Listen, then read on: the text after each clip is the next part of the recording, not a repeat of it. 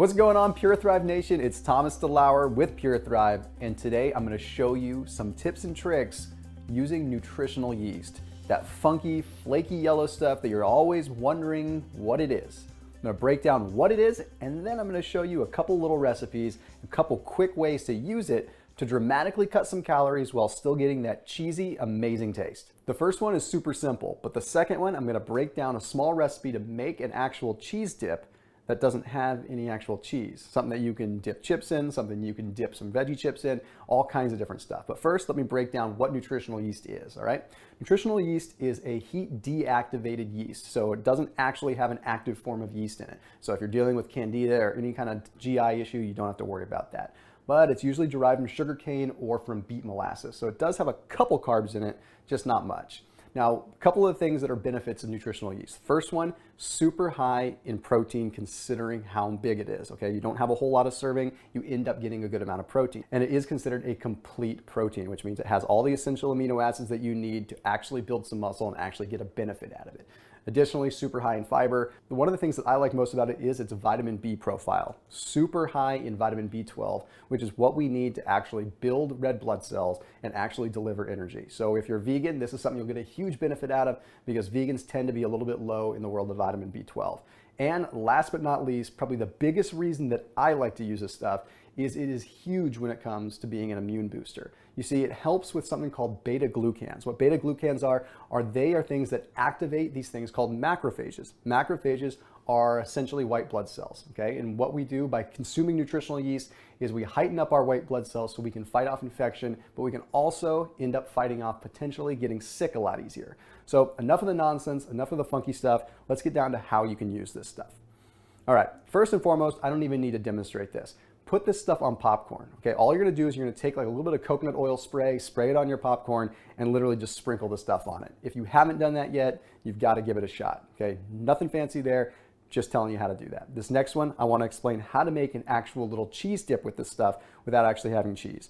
So here, all I've got is just probably about 4 or 5 tablespoons of nutritional yeast, okay? You just eyeball it. Okay, then I'm gonna add a little bit of water, and that's basically gonna turn it into a little bit of a paste. You can actually do this with almond milk too if you wanted to give it a little bit of a creamier consistency. Then I'm going to add Himalayan pink salt. The reason I use Himalayan pink salt, much more abundant profile of actual minerals in there. 81 minerals in there. So add that to taste. Okay, a little bit of black pepper. What that's going to do is it's got something called piperine in it. Okay, what piperine is going to do is it's going to allow your body to actually assimilate the B vitamins that are in the nutritional yeast.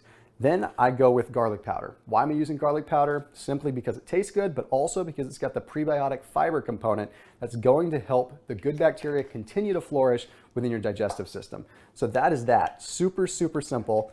And what you're gonna do is once you mix it up, you're gonna let it sit for about 5 minutes and it's gonna thicken up. This looks a little bit thin, so I'm gonna add a little bit more nutritional yeast. And if you want to make it super thick, you can actually add arrowroot powder to it. Because arrowroot powder is still gluten-free, isn't a grain, and it ends up giving you a nice volume and a nice consistency with only using about a half a teaspoon or so. So you can see as this is starting to thicken up and as I'm mixing some more of the yeast in, it's actually taking on a cheese-like consistency. Almost like Velveeta, but without the weird fluorescent stuff that's in that. Now I know it's not the most appetizing looking, but I will prove it to you right now by taking a bite that is good.